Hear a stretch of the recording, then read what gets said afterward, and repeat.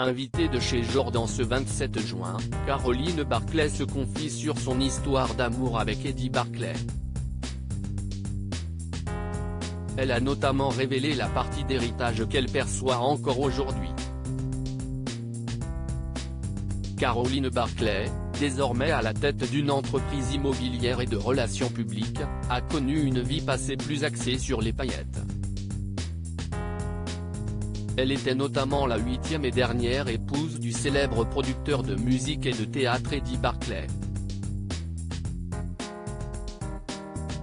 Leur histoire d'amour a duré 10 ans et s'est terminée en 1998, quelques années avant le décès de son ex-mari. Malgré cette séparation, une relation fusionnelle s'est maintenue entre eux, ce qui a conduit Caroline à rendre hommage à Eddie Barclay en 2013, en compagnie de leur fils Guillaume Barclay. Elle se confie sur cette relation particulière lors d'une interview avec Jordan Deluxe dans son émission chez Jordan. Caroline Barclay revient sur sa rencontre avec Eddie. On sait que le couple s'est rencontré lors d'un casting à Lyon en 1988, lorsqu'Eddie Barclay recherchait une actrice pour le rôle d'Angélique Marquise des Anges au théâtre.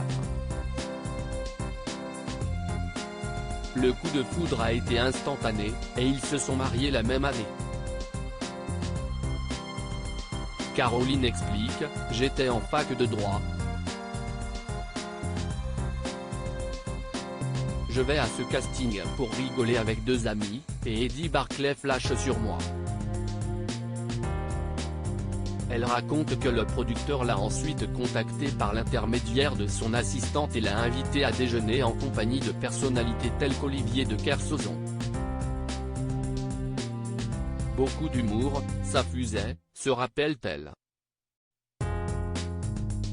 Malgré la différence d'âge, Caroline étant dans la vingtaine et Eddie ayant 64 ans, elle a longtemps hésité avant de laisser tomber ses doutes et de profiter pleinement des célèbres soirées à Saint-Tropez, aux côtés d'Eddie Barclay.